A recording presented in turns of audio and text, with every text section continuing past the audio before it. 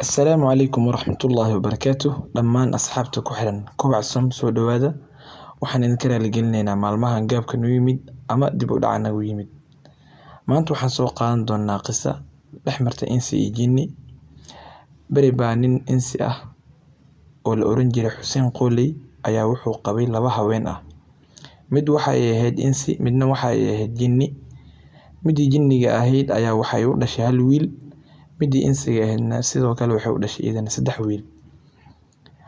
Odaygii markii ilmihiisa weynaadeen oo ay koreen oo qaangaareen ayaa uu iska dhintay. Waxaa soo haray 4 wiil oo uu dhalay.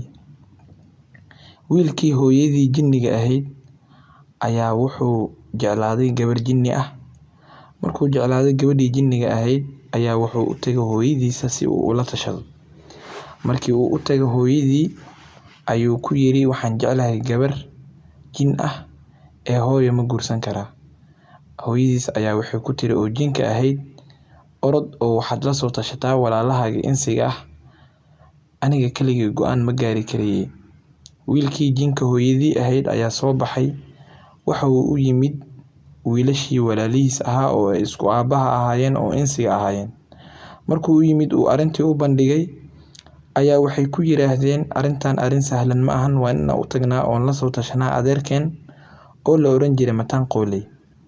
Markii ay u tageen adeerkooda oo arinkii oo dhan sheekadii bilow ilaa ay dhamaad u dhameystireen oo la doonayay ninkan in loo doono gabar, ayaa odaygii Mataan Qooley ahaa wuxuu ka ogolaaday inuu la doono gabadhii.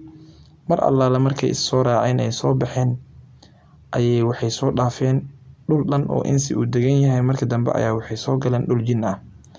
Markii ay soo galeen dhulkii jinniga ahaa ayaa waxay arkeen 2 kooxood oo geel ah. Kooxna ay fiyow yihiin oo ay caafimaad qabaan, kooxna ay xanuunsan yihiin. Kuwii xanuunsanaa iyo kuwii fiyowbaa markii ay arkeen ayaa 3dii wiil insiga ahayd mid ka mid ah ayaa intuu isku naxay oo la yaabay arinta meesha ka jirta. Kooxda geel xanuunsan ayaa wuxuu dhahay adeer intaan ka badan ma sii socon karo ee waa inaan iska laabtaa. Halkaa waxaa ku soo haray waa la fasaxay wiilkii. Halkaa waxaa ku soo haray 2 wiil oo insi ah iyo wiilkii hooyadii jinniga ahayd iyo adeerkii. Mar allaale markii ay soo hareen intaa ayay socodkoodii sii wateen. Sidii u socdeenba waxay socdaanba waxay arkeen jin tun weyn leh. Markay arkeen ayaa wuxuu sameeyay jinkii tunka weynaa, wuxuu jaray geed aad u weyn ayuu hoosta ka jaray. Wuxuuna isku dayay inuu qaado geedkii, waa uu qaadi kari waayay. Markii uu qaadi waayay ayaa wuxuu kaloo jaray 9 geed oo kale oo aad u waaweyn. Markaas ayuu wuxuu sameeyay 9 geed uu jaray iyo geedkii uu qaadi waayay oo hore uu u jaray ayuu dhammaantood intuu isku darsaday tunka saartay ayuu baxay. Arinkii ayay la yaabeen. Markii ay la yaabeen ayaa wiilkii 2dii wiil insiga ahayd midkii labaad waxa uu yiri adeer waxaan doonayaa in la iska kayfasaxo, aniga intaan ka badan ma sii socon karo.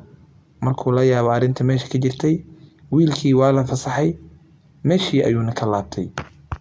Markii la fasaxay wiilkii labaad ee insiga ahaa waxaa isku soo haray wiilkii hooyadii jinka ahayd iyo 1 wiil oo insi ah iyo adeer Mataan Qooley. Markii ay socdaanba ayaa ugu dambeyntii waxay arkeen 3 ceel oo isgarab yaala. Markii ay arkeen 3 ceel oo isgarab yaala ayaa waxay arkeen 2da ceel geesaha jirta ayaa waxay isku tuurtuurayeen biyo. Markii ay biyaha isku tuurtuurayeen ayay soo fiiriyeen ceelkii dhaxay waa engeg, 2dan ceelna waa ay ciyaarayaan, waxay isku tuurtuurayaan biyo. Arinkii ayay la yaabeen. Wiilkii ugu dambeeyay ee insiga ahaa ayaa markii uu arintaas arkay ayuu isku naxay. Markaas ayuu adeerkiisa wuxuu weydiistay in la fasaxo, isagana sidii ayaa lagu fasaxay. Halkaa waxaa ku soo haray adeer Mataan Qooley iyo wiilkii hooyadii jinka ahayd oo gabadhii jinka jeclaaday.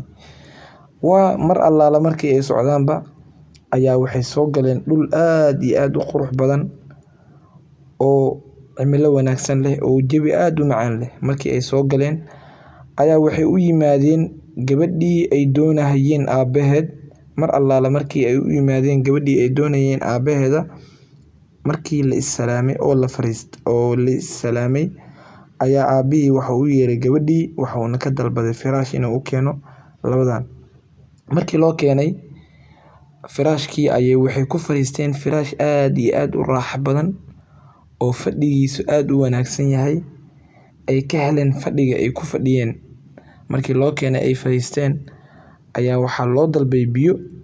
Biyihii markii loo keenay ayaa waxay yiraahdeen biyaha waxay ahaayeen dhowr iyo 10 kalar oo midba nooc ahaa sida jaalaha, gaduudka, buluugga, cagaarka.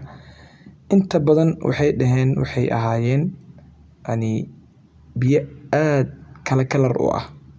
Markii biyihii ay cabeen ayaa odaygii dhalay gabadhii wuxuu kula taliyay adeerkii mataan qooley iyo wiilkii hooyadii jinka ahayd wuxuu kula taliyay in ay iska ilaaliyaan in ay ku dhawaaqaan 2 kelmadood oo kala ah a'uudhu billahi iyo bismillahi inay iska ilaaliyaan.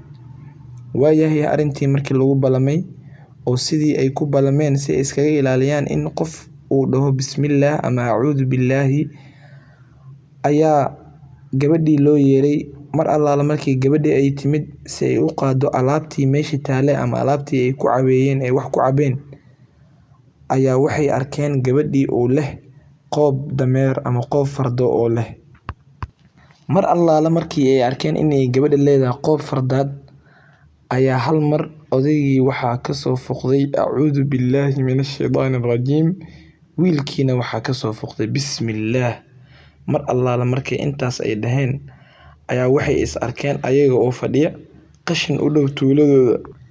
Waxaa meesha soo maray raggii deganaa tuulada ayaa waxay ku dhaheen adeer mataan qooley maxaa kugu dhacay, maxaa ku dhex fariisay qashinka. Asigoo yaaban ayuu qashinkii ka soo dhex baxay.